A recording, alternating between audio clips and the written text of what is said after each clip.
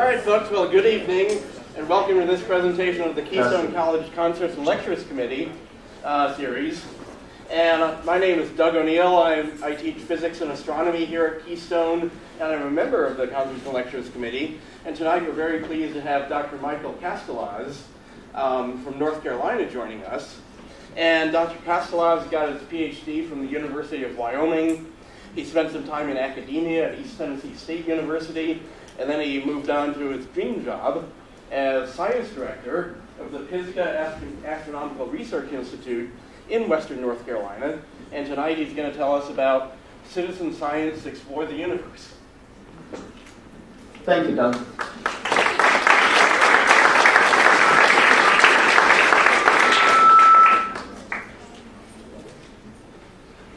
Anyway, okay, I want to welcome all the explorers that are here, but not just explorers of science. I want to welcome the explorers of art and the explorers of math. Yeah, there are explorers of math. And the explorers of music and the human condition and the environment and biology, chemistry, and physics, and all of you. We're all explorers. I am an astronomer, and because of that, I'm going to focus on the exploration of science and show you what is available to you. And that's where I want to start on this particular talk. And because I'm going to be talking about science, I think we need a good definition or a good concept in our head of what science is. And as it turns out, there's a really great quote from Henry Poincaré. Now, Henry Poincaré, do you know who he is? Got any mathematicians? All right. Doug, you don't count. Famous mathematician, engineer, physicist, lived around the turn of the 20th century. And Poincaré is one of the founders of topology, a mathematical field for studying surfaces. And Poincaré has a great quote about science. Poincaré, here's a picture of Poincaré, said, "Science is built of facts." I'll stand back so you can see a little better. Science is built of facts, like a house is built of bricks. But an accumulation of facts is no more a science than a pile of bricks is a house. That's a great concept. Great concept. Here you can build up all the data you want in the world, but until you start sorting and putting it together, you don't have really science. But the key is that amongst all of this, you do need the facts, and you do need the data. You have to know how to make measurements.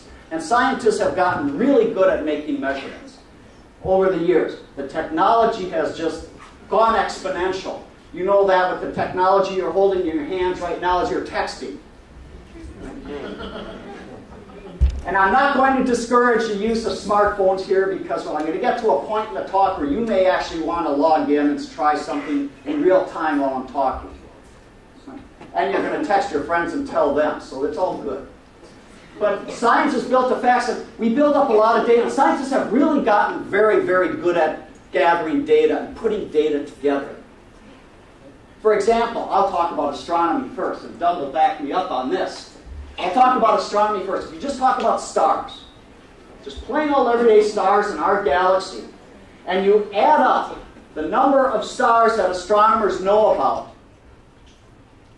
the number of stars that astronomers know about, and put them all together. Now that means positions of stars on the sky, temperatures of stars, brightness of stars. You put them all together in one big catalog. We have information on roughly 30 million stars. 30 million stars. I'm pretty sure. 30 million stars. That's a lot of data for astronomers to consume. Those of you in biology, and you can tell me, in biology, you go outside and you look in the environment. How many species of ants are there? How many types of trees are there? You go into marine biology and look under the ocean's surface. And it's an entirely new world that marine biologists are working inside of. An entirely new world. And the amount of data just grows and grows and grows as submarines can go deeper and deeper into the ocean. As astronomers build more telescopes, we add more and more stars. So that's a lot of data for astronomers, marine biologists, and other scientists to deal with. But we need that data to build the science.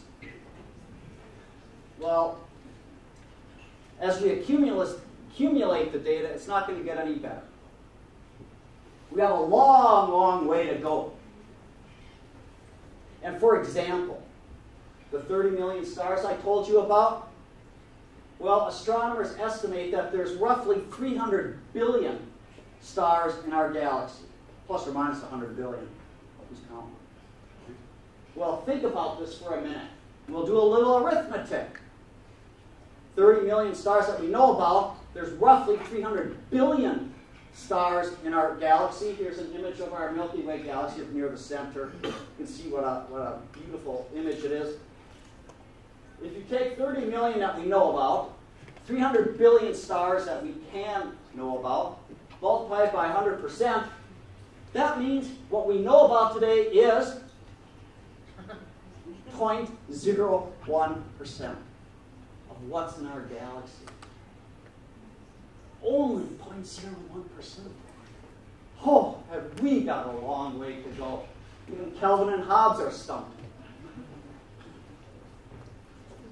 Or in marine biology, I mentioned going to the ocean surface and discovering all sorts of new species of plant and animal life, marine life. We know only about 5% of what's beneath the ocean. If we step back for just a second and talk about stars, because I forgot I put this slide in earlier today.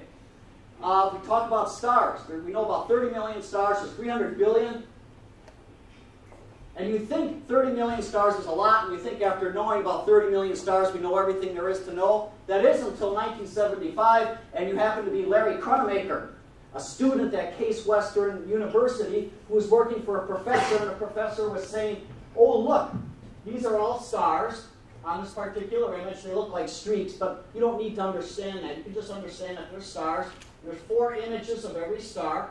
The telescope image was taken. The shutter was closed on the camera. The telescope was moved a little bit. Another image was taken. The shutter was closed. The telescope was moved. And in that way, got 4 images of stars. And you can see all the stars look like streaks. Unless you're Larry Cronemaker, a student, and you're helping the professor, and you say, wait a minute.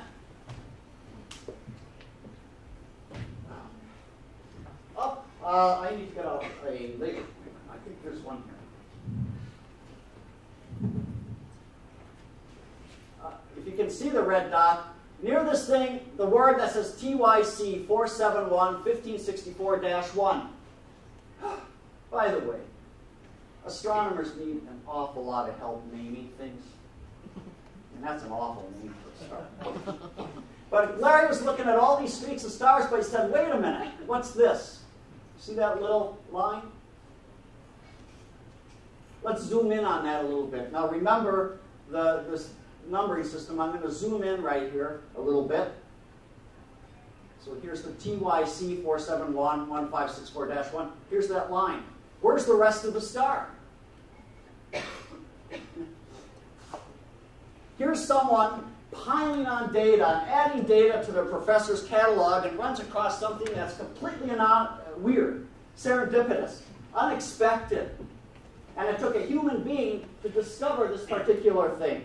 Handed it back to the professor, took years of work, and as it turns out, even though we knew about 30 million stars, here's one that's completely different. We're never done. There's always something else that's going to turn up. As it turns out, you want to know what that is? It's a star that's called SS433. SS is the name of the catalog. It was the 433rd object in that catalog. It ends up being a binary star system, 2 stars going around each other, where one of the stars is apparently a black hole, or maybe a neutron star, very massive object. And that's the thing in the upper left. And it's sucking material off a normal sort of star. And as it does, it starts flashing. And in fact, radio images were taken a few years later over a period of 180 days and added and put together into a movie, and you can actually see this thing being active. Here's an object that astronomers, even though we have 30 million stars, here's one that we never knew anything about before, ever. And it was discovered, and it took a human being to do that. So we have a lot of data, we have a long way to go, and there's a lot of discoveries out there yet. Back to marine biology.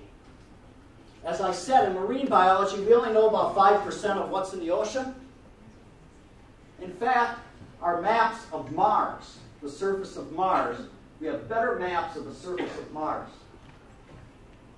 than we do of the ocean floor. So we have a long, long way to go in what we're learning in terms of data and putting the data together.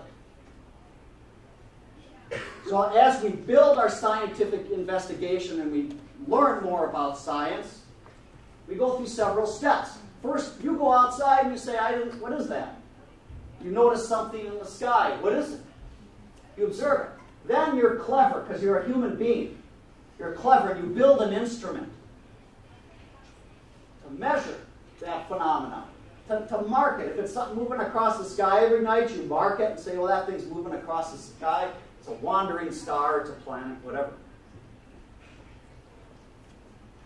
You start building a database and putting it together and getting all the data in one place, like looking at different types of stars and compiling it. And once you get the data compiled, then your brain takes over and says, all right, I got to make sense of this thing. I got to develop a reason for what I'm seeing is what I'm seeing. And you develop an explanation. And finally, with that explanation, you build a model. It's very straightforward, isn't it? The scientific investigation is straightforward. Those of you that are taking classes here in the various sciences, chemistry and biology, you go into the lab, right? My chemist friends get mad at me because I call them bakers and cooks, but just ignore that. And you go into the lab and you do something like this, and you build a model. Here's an example. Karl Jansky. You ever hear of Karl Jansky? Well, you're going to now. Karl Jansky was an electrical engineer in the mid-20th century, early to mid-20th century. And Karl Jansky was an electrical engineer that worked for Bell Labs. This is an example of the scientific inquiry building on data. And Karl Jansky in 1933 was told by Bell Labs, your job today is to go outside with the radio receiver and look for radio noise. Now, in the old analog radio days, you know what this is. You turn on a radio, and you start looking from one station to another, and what do you hear? Noise. And if there's a thunderstorm, your radio picks that up. And that's what Jansky measured. If there's a car going by, you could pick up noise from the car. If the instrument itself is making noise, you'll pick up noise. But all these random noises, and Karl Jansky built a huge log of data. He would be monitoring the radio data, notice a thunderstorm, saw the strong correlations between what he saw in the radio and what was happening in the sky. Everything was strongly correlated with a thunderstorm or a car or some other event that he could identify, except one source of noise. And this puzzled Jansky because he would start his data recording process, building up the data set, accumulating the data from which he could build the science. And once a day, his signal would be nice and flat. And then, whoosh, it would increase and then go down. Next day, watch the data again. Saw a huge signal spike and went down. This is unexpected. He didn't know what this was. And he monitored. At first he thought it was every 24 hours. He saw this noise source. Oh, that's got to be the sun. It wasn't the sun going by. And he watched this, and with careful timing and careful measurements, Karl Jansky noticed that every 23 hours and 56 minutes, his data would show this noise spike. 23 hours and 56 minutes. Well, what in the world could that possibly be?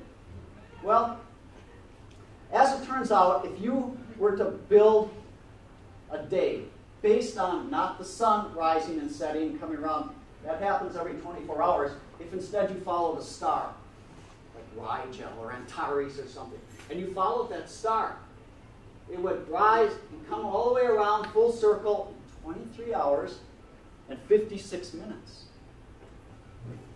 Whatever he was detecting was not coming from Earth. And with careful observation, went outside and noticed, this is 1933, noticed that when the center of the galaxy rose and passed in front of his beam on his antenna, he'd get the noise spike. Didn't know it. Never realized it. Nobody had ever noticed radio signals coming from space, especially the galactic center. Imagine yourself in 1933 with having zero experience of radio signals from outer space, getting radio signals from outer space. What would you think? Yeah, exactly. What in the world is going on here? As it turns out, Karl Jansky and Nurse Jansky, looking at actually not the galactic center, but another part of the galaxy as he mapped it, Karl Jansky discovered that there were radio signals coming from the center of the galaxy, completely unexpected, serendipitous. Never expected that to happen. But yet it's another piece of that data that we use to build the science. And since that time, because of this, today we have things like the Very Large Array. We have a whole new science that astronomers have built. In fact, it's even better than that. Jansky started us on a whole new process of astronomical observing. Until Karl Jansky, what did we depend on in observing the sky? These things in our head, our little telescopes. Right? And we only see the visible part of the spectrum. But when Jansky did what he did, it expanded the astronomer's opportunity to go outside of the visible part of the spectrum, go into the radio, and later on to the infrared, which is where I was raised in my professional studies, was infrared astronomy. And ultraviolet, X-ray, our whole view of the universe has just morphed and become a really beautiful, beautiful image of this universe that we live in. Because one person was accumulating data and noticed something unusual. Great discoveries. Great discovery. I'm telling you this because I'm going to show you that you're going to have the opportunities for discoveries like this. Let me show you another one. Another serum. You ever hear of Becquerel? Oh, now you must have if you're taking chemistry, Dr. Falcone. Isn't that true? He ain't going to answer. Becquerel. Becquerel was fascinated by fluorescence and X-rays. Just fascinated by them, and had an experimental kit that he carried around. And in those days, you took pictures on film with emulsion. Didn't have cell phones or cameras, but you had film with emulsion on it. You'd have to expose that film to something and go to the dark room and develop the image. And Becquerel had a kit. He'd go around, explore fluorescence, and go outside. A lot of experiments were outside. Well, during the process of one set of experiments, it started raining. It started raining, so he couldn't go outside and play. And instead, he took his whole kit of plates and films with his uranium salts and other things that he had, and wrapped them all together and put them in a desk drawer. It rained all week. Couldn't do a thing. By the end of the week, the rain stopped. Becquerel thought, well, I have everything in my desk drawer. I'm ready to go outside with my whole kit and start looking at fluorescence and X-rays, but I better make sure everything's okay. So he took one of the slides, one of these film emulsion things, went into the dark room, developed it, made sure it was okay. This is what he found. This is an image, this is a reproduction of the photographic plate, the photographic emulsion that was kept completely in the dark next to some uranium salts. Nothing could have exposed, that plate was exposed to something in the dark. As it turns out, it was the radioactivity from the uranium salts. And Becquerel discovered radioactivity accidentally. If it hadn't rained, who knows? what would have happened?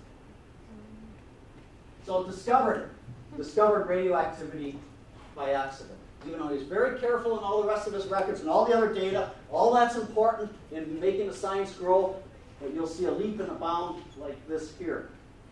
And you know the benefits, mostly the benefits from radioactivity that we have today, in medicine in particular.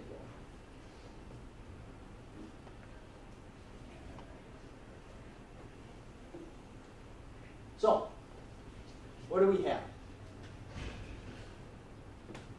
Discovery in science does depend on data from measurements. Definitely. And you can build your sciences from this. But discovery in science can be serendipitous. And we can find things that are unusual. And the amount of data is astronomical. So you doing okay so far? A lot of data, science grows based on the data, and things can happen that are unexpected and serendipitous that change the world. All right, well, if you're with me so far, let's continue then. What's our solution? If our data keeps growing exponentially and just gets bigger and bigger and bigger in our models, we need to build our models, let's go ahead and let's build a super duper computer. I mean, something that's just ultra super fast, maybe a cluster of them. And have storage data. I have petabytes here, but maybe petabytes of data. So we can stick all the data we've ever gotten into this big machine and turn the crank, write the algorithm to go through and separate things out, crank away, and get all these neat things that we can discover in science, and that'll work to a degree. That'll work to a certain degree. But the question I have, and the reason I want to talk to you about citizen science, the question I have is, would Robbie the robot, one of these super duper computers, recognize what Becquerel had recognized? Remember, you know this as well as I, computers only do what you tell them to do. They don't do what you want them to do. There's a difference. So would Robbie the robot here recognize that as something special? I think we can build these computers and we can have them work, but unless the human being is involved in the process, we're going to miss some really wonderful opportunities of discovery. We just don't know. So what's another addition to the solution? Engage you. Bring you into the process. We live in a social networking world. There's 7 billion of us.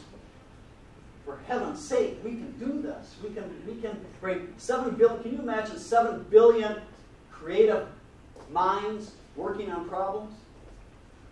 What a world. It would just be creative joy, is what it would be, if you want to say that. Engage people. Or anyone with an interest, deep interest or just interest in a field of science and can contribute. I have a field of science here because I'm a scientist.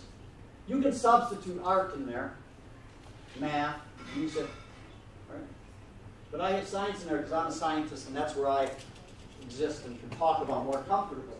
So where anyone with a deep interest in the field of science can contribute, engage people as citizen scientists and see what happens. Well, here's an example. A Dutch school teacher named Annie van Arkel in 2007 was using a citizen science, was engaged in a citizen science project called Galaxy Zoo. And some of you may have heard of it. And the goal of this whole project is to classify galaxies. And galaxies come in all sorts of shapes, like pinwheels. Some are shaped like footballs. Some are spherical. Some are flat. Some of them are like this galaxy here with a bright center and spiral arms coming out and dark lanes. And this particular project Andy Van Arkel was going through the process of being a citizen scientist and was given a galaxy, classify it through some questions, classify another one, having the time of her life. Until she came to this image. And she saw, of course, as you see, an obvious galaxy. But she also saw that green blob. There were no questions and there was no direction in Galaxy Zoo that led her to any sort of classification of what that green blob was, or is. As it turns out, that a galaxy is built of stars. This green blob is built of a very hot gas, 10,000 degrees Kelvin or so. And it's about 650 million light years away. And it's the size of a galaxy. But it's only a gas and it's not stars.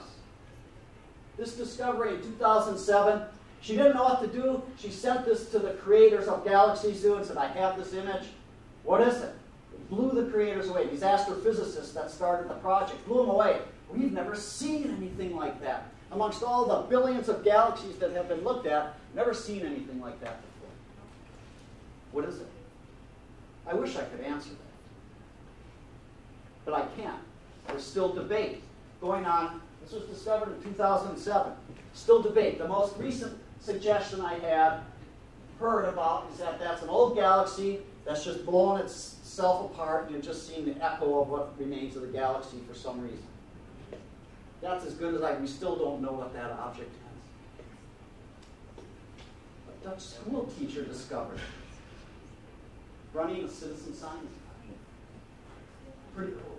So I mentioned Galaxy Zoo. What is Galaxy Zoo? There's roughly 1 million galaxies that were found in a survey of the sky. It's called the Sloan Digital Sky Survey that you can ignore. But there's been 50 million classifications of Galaxy Zoo done by more than 150,000 people. I showed you one where there was a discovery. Now, I'm going to dare to start Galaxy Zoo. Do you want to run Galaxy Zoo right now? Should we try our hand at it? Maybe we'll discover something. All right, so I'm going to be brave here. Hang on, I got to push some buttons and make some things happen. It's blank. Wake up. Okay.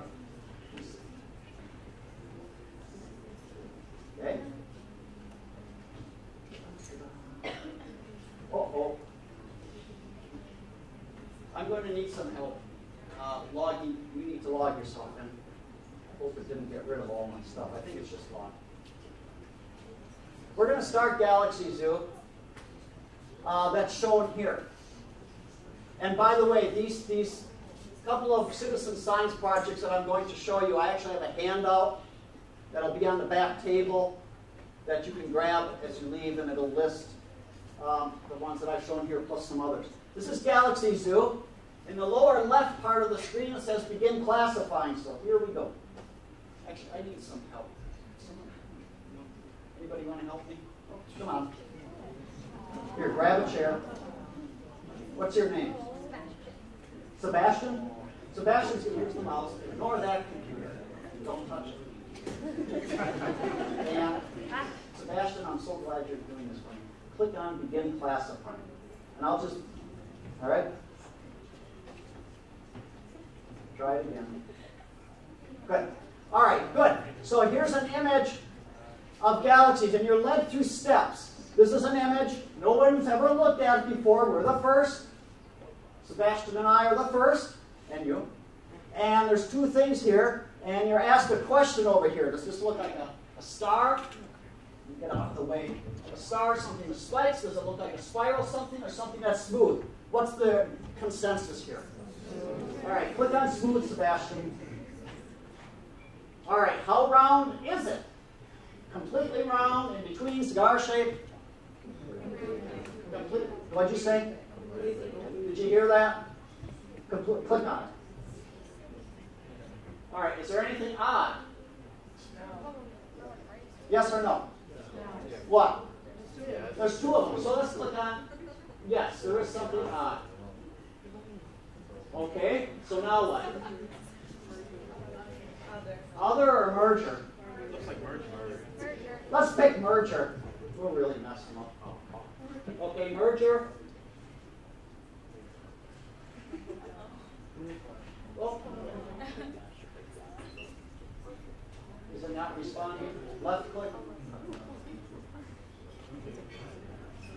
Did it not like that? Might not be working. It's not liking that. Let's. Oh yeah, click done. On the right, bottom right corner. Oh, done.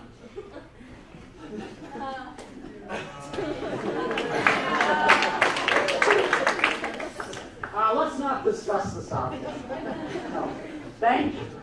All right. How about that? You just keep going. Want to do this one? One more. We have a lot to do. One more. So what do you think? Smooth, okay. How round is it? Completely round, okay. Is there anything odd? No, not on this one. No, let's not discuss any of these. All right, and it just keeps going. Sebastian, you're done for now. Thank you.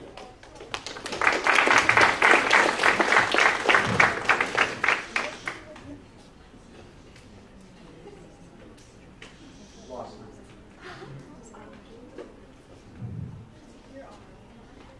Great. So that's Galaxy Zoo. That's one you can just get in right away. Car keys. Thank you. It's a joy being scientists. Forget things.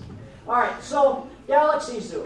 All right. I want to bring you a little close. It's in a thing called Zooniverse, and that'll also be on the list. But Zooniverse lists about 24 different types of citizen science projects. I'll come back to this. In the meantime, I want to get a little closer to home. This is where I spend my work hours and my career, is at this particular site here, and it's called the Astronomical Research Institute. And I'm bringing you closer to home because we have something here that we started a citizen science project with. The site is just a brief history. The site is a former NASA tracking station. First built in 1962. The antenna on the left side of the screen was built in 1962. The one on the right side was built in 1963 to communicate with the Gemini and Apollo astronauts and later Skylab. It was one of 27 tracking stations around the world because there were no satellites in orbit to do the communication with those astronauts. So that's where it started. This is where I work. And in 1981, NASA had enough communication satellites in orbit that the site was briefly closed and then opened again by the Department of Defense, and it was used by the Department of Defense during the Cold War until 1995. In 1995, there was a base realignment. There were 300 people working here, and it was closed as a base closure in North Carolina. We're located in the western part of North Carolina in the Appalachian Mountains. The nearest bigger city is Asheville, North Carolina. So we're sort of close to that. Other than that, we're in the middle of the Pisgah National Forest, far away from just about anything. But this is where I work, and I wanted to show you this. Also, I do have, because I'm not spending time talking about the site itself, I do have our 2011 annual report that I'll put in the back as well. Actually, my helper will. My dear wife will put them in the back later, and you can look through it and see all the different things that we do. But I wanted to show you this because in the building that's near the right of the screen, this building here in the basement, we have something called the Astronomical Photographic Data Archive. And the Astronomical Photographic Data Archive is a place where observatories can put collections of astronomical images that their astronomers who are now retired or gone on, where we can keep their collection safe and well preserved and archived. And I happen to have one. It'll be a little hard to see, but I'll make it easier to see later.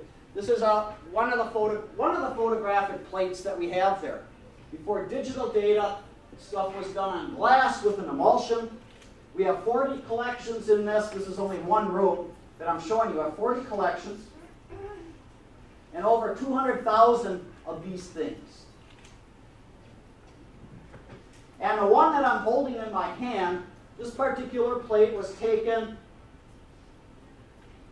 in 1970, February 3rd. Anyone have a birthday February 3rd? No? Okay. February 3rd, 1970, at the Serendipity Inter-American Observatory in Chile. And this particular image plate that I'm going to show you, I will need some help with the lights. If you could blank this screen and then just turn down the lights. This particular image is going to be of stars.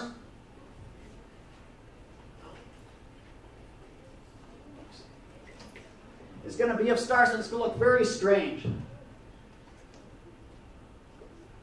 Thanks. It's going to look very strange because you're going to say, what? Right? What?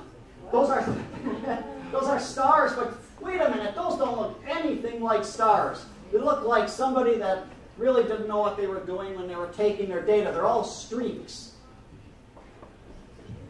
They're all streaks. Each one of these dark bands that you see is an individual star on this particular plate. There's about 100 on this plate.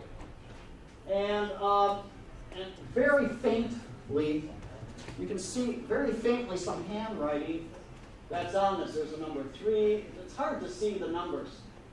But there's about 14 stars that are numbered on that particular plate. This plate was taken by Dr. Nancy Hawk. And Dr. Nancy Hawk is an astronomer who was retired professor emeritus from the University of Michigan. She spent her career taking about 6,000 of these plates at Serendipity and at Kitt Peak National Observatory. But she didn't mess up. These are actually very beautiful plates because what she did was very clever. She took a prism. You know what prisms do? You know what spectra are. Most of you that are taking a science class here know what a spectrum is.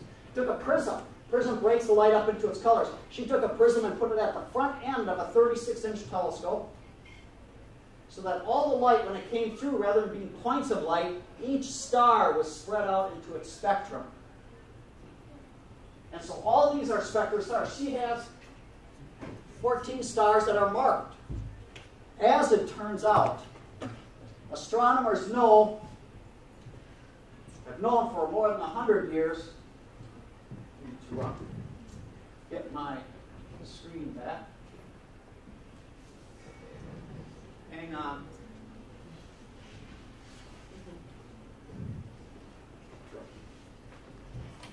Thank you, Doug.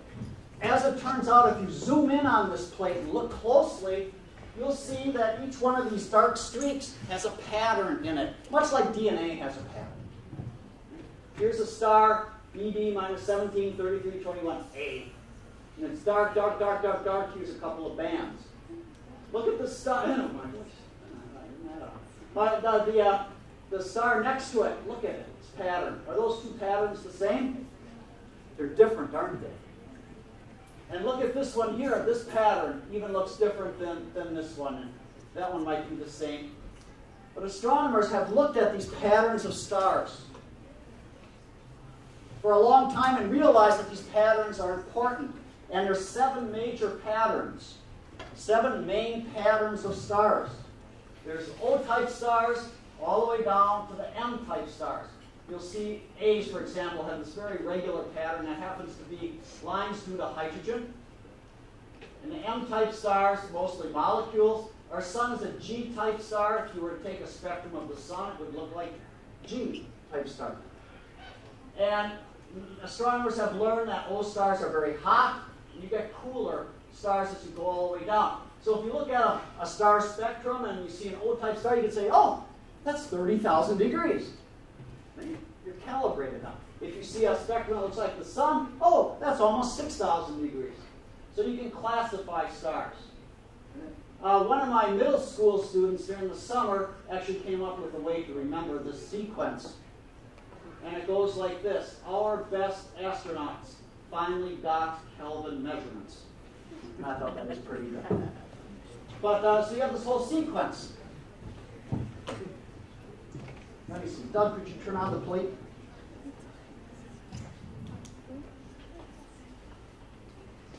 So, knowing that there's 7 major types of stars and that there were only 15 on this plate that were identified, I sat down one day.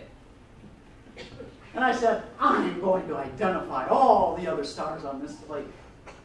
An hour later, I said, I'm not going to identify all the stars on this plate. There's 7 billion people in this world. You can do it. Right? Because we not only have this one plate, we got 3,000 of these. So if there's minimum of 100 stars, and you have 3,000 plates, how many stars is that? A lot. It's a lot. 300,000 stars or more. Say 500,000 just for fun. Well, I'm not going to do that. And so because of that process, a citizen science project was born.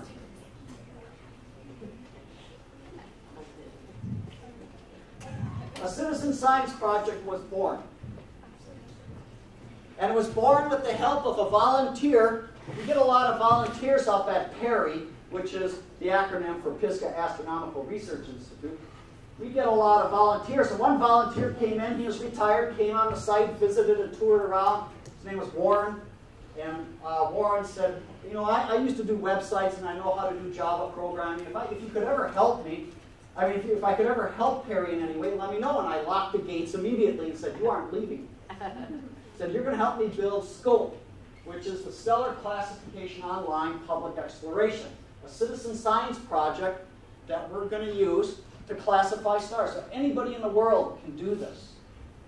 It's not as easy to do as galaxies do, but you can do it. So we're going to try. You want to try? Sure, why not? I like this.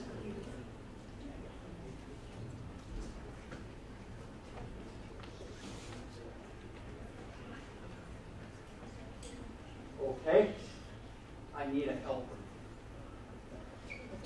Should we let Sebastian? Okay, come on now.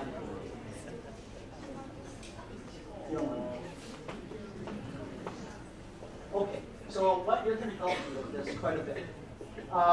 We're actually good. What were we going to do?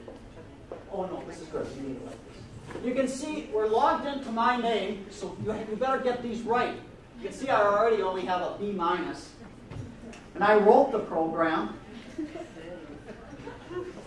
So what we're going to do is classify. Now, Sebastian, if you look sort of at the top, there's menu items that say Home, My Stars, Profile, Classify. Do you see those? Click on Classify. And it's... Oh, I'm not logged in? Thank you for using Scope Log. Excuse me. I'll do that. Just let me have this, and then you want to talk. How did that happen?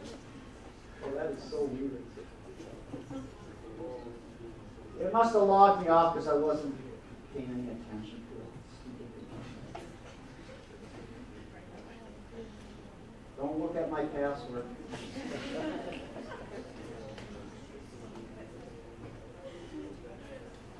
Good. All right, so what we're going to do is we only have about 30 to 40 plates on this right now because it's a hard thing to do. But scroll, if you could, Sebastian, just scroll. This is a huge list that you're looking at. Just scroll down. And there's a whole, these are all names. Keep going. These are all names of different plates. When you see one you like, yell it out and we'll do it. 3484. Wait, loud. Who's the loudest? Tell me something. Virgo. Okay, click on Virgo. Now pick one of the, we have to divide the plates up into sections, so click on one of the Virgos. Sebastian, your choice. All right, now it's going to load, and it's going to show us a plate. And this is a section of a plate, and we're allowed right now only to classify those that have a blue box around it. So scroll down until you see one with a blue box. That's good. Let's pick that. We'll just pick that one. Click on it. And you're given the name of the star. This is HD 111818. And click OK. We're going to classify. There. All right, now I'm going to teach you this. And we're only going to do this probably once. Here's our unknown. It's given up at the top. You see the pattern of lines? It's like DNA, sort of. And why does it keep blinking? Are you doing that or is it doing it? You're not touching it. You're not. I don't know why it's blinking like this, but one of these patterns, the O, B, A, F, G, K, and M is off the screen look like this. So which one do you think the unknown is closest to? F? Okay, double click on the F. Yeah, on the spectrum, so good. Oh, that's very good. Whoa. Click on it again. Why is it refreshing like that? Okay, so that's very good. Now, let's click on it one more time and then click on Save Classification. It's not, why is it doing that? Okay, click Save before it goes. All right, put a comment in there. Click in there. Is your typing okay? Yeah. Okay, put it in. I didn't do this one.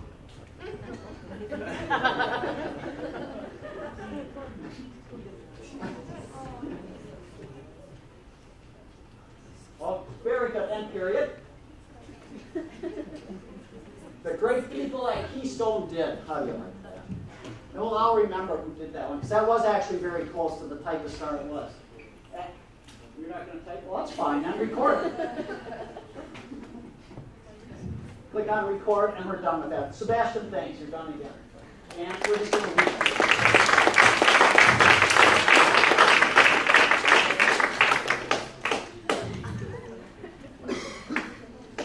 So that was SCOPE, Citizen Science. A citizen science program. It is more difficult, and it takes a lot of practice to get things right. We have about 1,400 users right now, and have done about 3,000 stars. So we're getting there. But it takes time. So there's dozens of citizen science projects out there. And there are projects not only in astronomy, but there's projects in all sorts, archaeology, meteorology, space science, biology. You can find these things. One of the faculty here, there he is, Jerry, was telling me about a citizen science projects that deal with birds. And there's ones with bees. I just want to give you, actually, if you could bring up the lights a little bit. We're going to go through one or two of these and just take a look, and I want to give you a sampling of the sorts of things that you can get engaged in, but it's not all of them. There's all sorts of things you can get involved in. So that's good, thanks. One of them is called Ancient Lives. And Ancient Lives, let me finish this. Hope I'm still. Okay. AncientLives.org.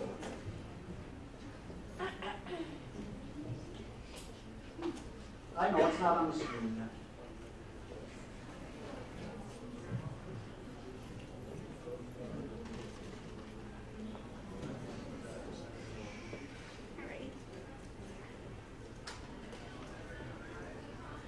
Loading.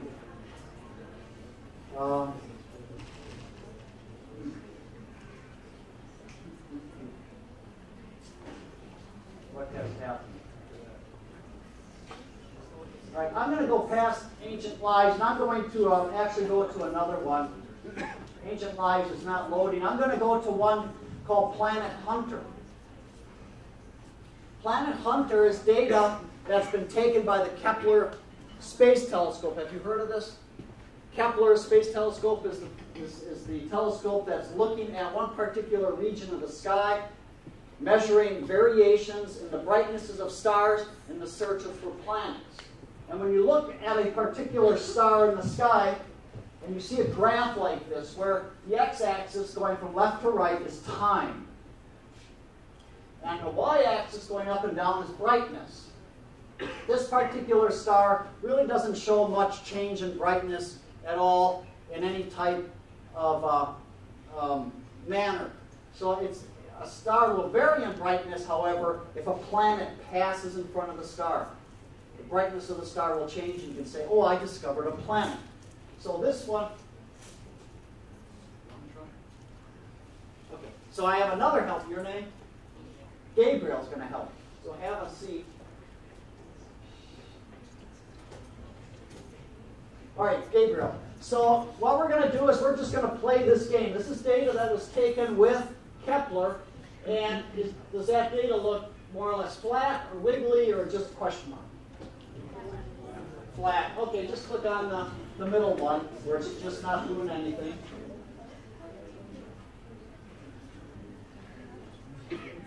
All right, does it have any transit features? Right now say no. I'll show you when we actually see one. And no, we don't want to discuss this because there's nothing interesting about it. Now it's going to load another one. This, however, compared to the last graph you saw of a particular star, we're looking at a whole other star. It's a little bit bigger than our sun, and it's not constant. What do you notice that's unique about this particular graph? It's more squiggly, exactly. And it has these dropouts. Right? Every time you see something like this, and they're as sharp as some of them can be, when you see something like that, that's a suggestion that there's actually a planet passing in front of the star. We may have discovered a planet tonight. So, is the star variable, that's the wiggly, or straight, like this? Which one? All right, go ahead, Gabriel. Pick the variable. How does the variability look? Is it sort of random variability, or somewhat regular, or close together, or what?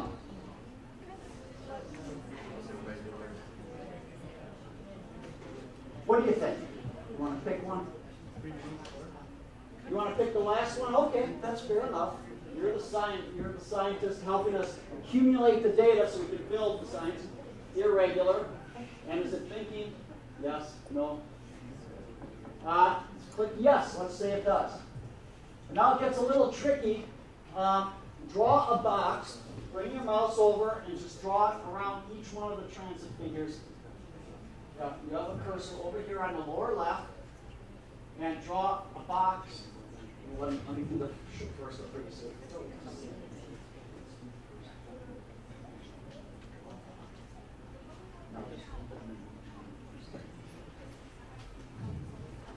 Gabriel's going to mark all the other ones. You tell her if she's messing up or not. Yeah, go ahead. I'm a boy.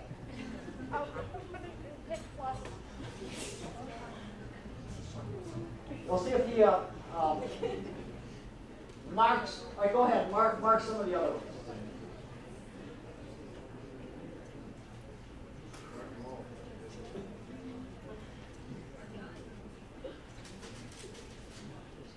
So far, so good.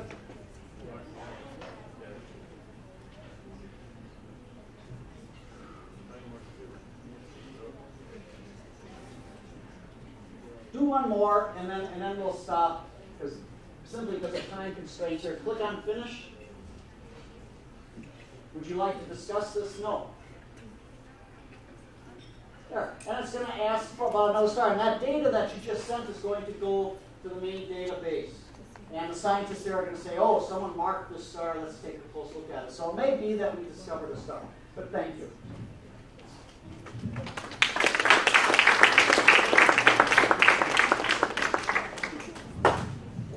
Okay, that was Planet Hunters. And then finally, the last one is a demonstration of a slightly different type of citizen science project called Globe at Night. And this particular project is one that requires you to go outside. And let me see if I can get this one running. This requires you to go outside and pick a constellation that's identified for you and estimate the number of stars that you see. There's actually a campaign that will start in January. The calendar is given here. And between those dates, you go outside and you identify a particular constellation. So, for example, find Orion.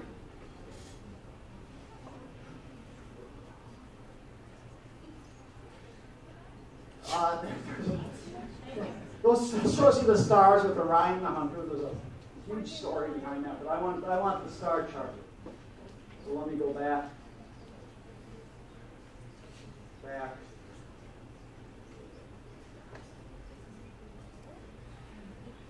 So here's Orion. You go outside and find Orion, and here's 3, 6, 8 charts of what you would see when you look in the sky. And all you do is say, well, when I look up and I see Orion, I see this number of stars in chart 5. Or I see a cloudy sky. And that's all you do. And then you report in, and it accumulates, and it's a worldwide effort to measure light pollution. So it's a neat program, but it's slightly different. It's more in line with bird studies or looking at the number of bees in your backyard and that sort of thing. It's a different type of citizen science project.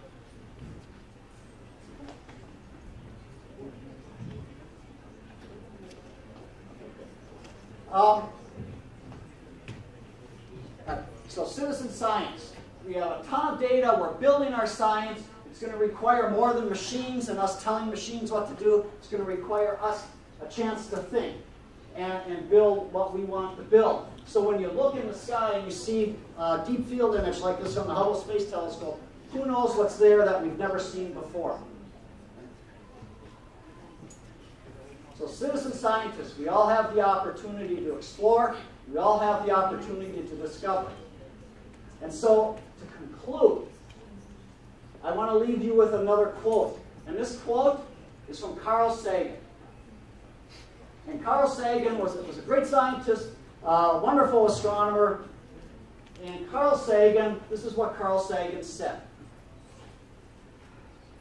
Somewhere, something incredible is waiting to be known.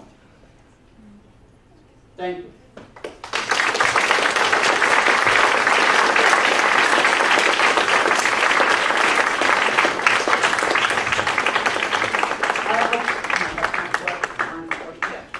There is some time for questions. Okay, that's enough. Thanks. Bye.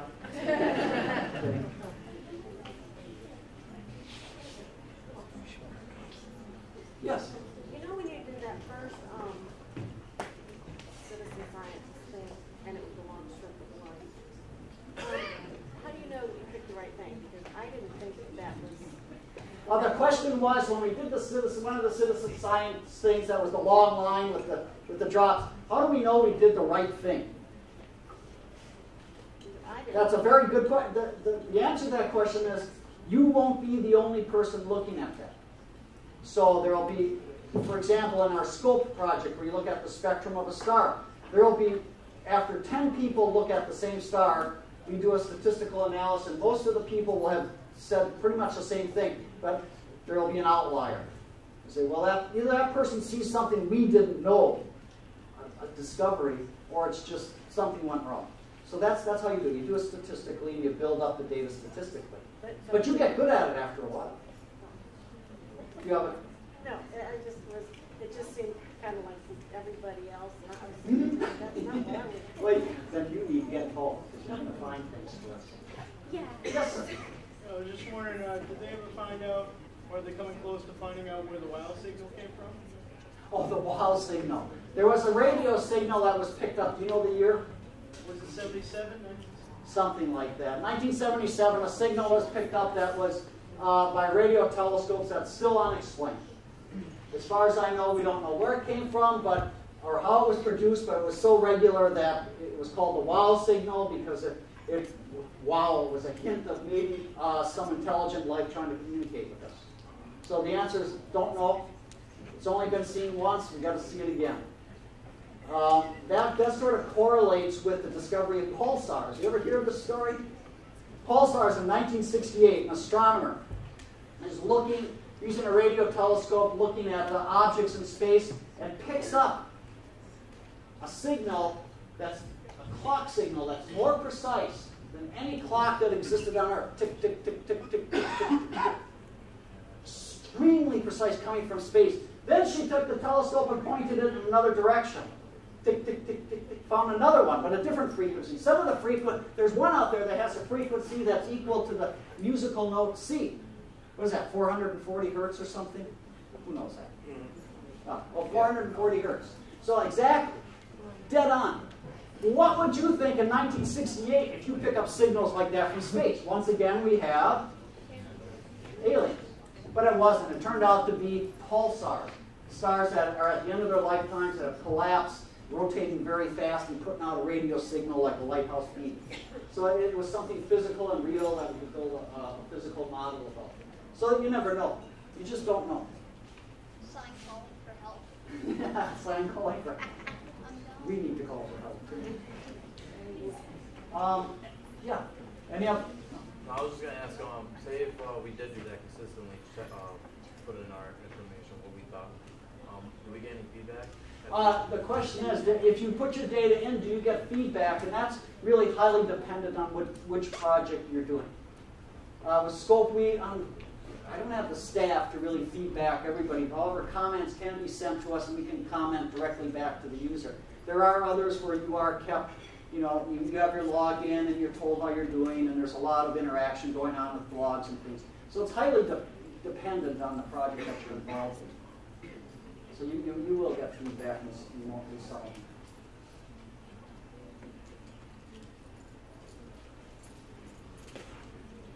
How do you find other citizen science efforts? How do you find? There are lots. How do you go about finding them? How do you find citizen science efforts? I'm going to leave a piece of paper on, I think it's in the back already, along with our annual reports that lists some of them. But Scientific American has the Scientific American Citizen Science webpage, and you can, there's I don't know how many on there.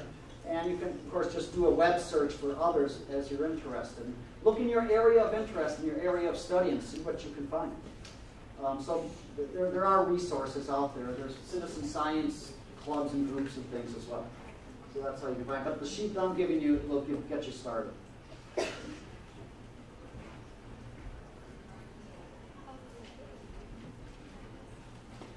Okay, well, let's thank our speaker again.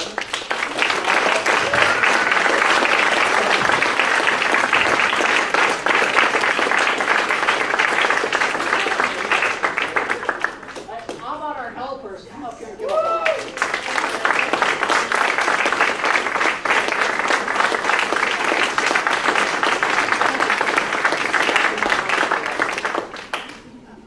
Okay, thanks.